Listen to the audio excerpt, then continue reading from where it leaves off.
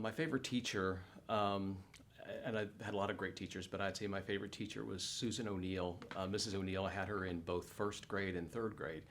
And she was a mom. She had, as I recall, 5 sons, and she was very, it was like having a second mom at school. And for me, it was a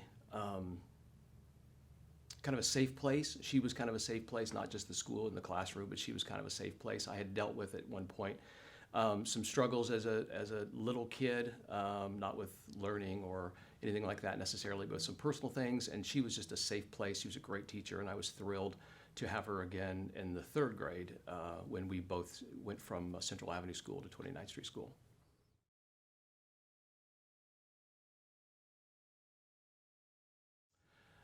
After I graduated, I attended Ball State. The most significant thing that happened to me after I graduated was just a few weeks after graduation, I met the woman who would eventually become my wife as 17-year-olds.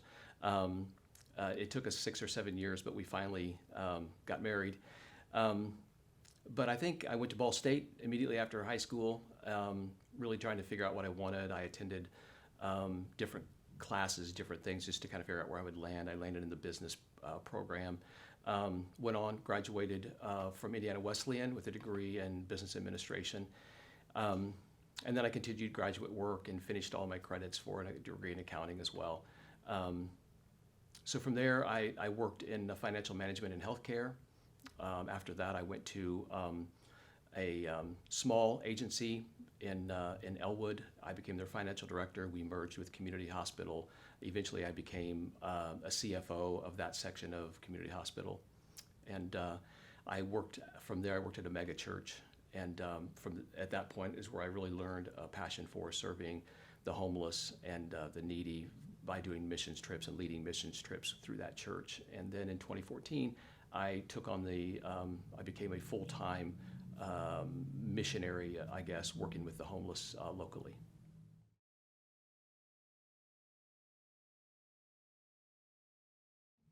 I would say the Anderson Community Schools prepared me for success in that it's a great place to learn. I believe it still is. It was great growing up in a school that was diverse, both economically and racially. And you learn kind of some real world skills, and you just kind of learn about how that works by doing it, by working through diversity, by working through those things. And it was a time when we did a lot of our own problem solving, and I think that was one of the strengths as well. But I really do think there's a lot of places where you can get a good education, but I think the diversity and the challenges that were presented in the community schools really helped prepare me for the future.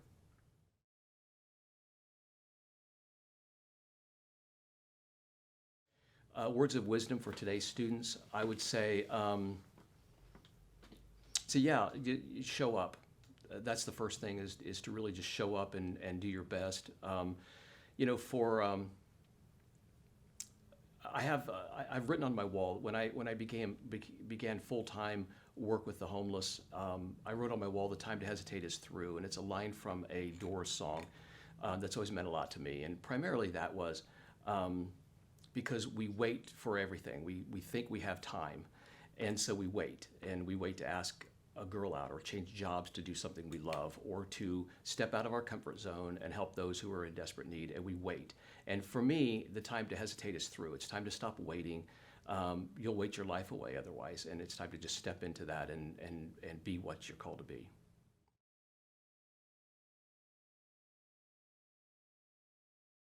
That's great. I would say that my fondest memories, I loved the ball games whenever I could. I was a student that worked a lot of nights and weekends, so I didn't get to go to a lot of the ball games, and I wasn't involved in a lot of extracurricular things, which is something I would recommend.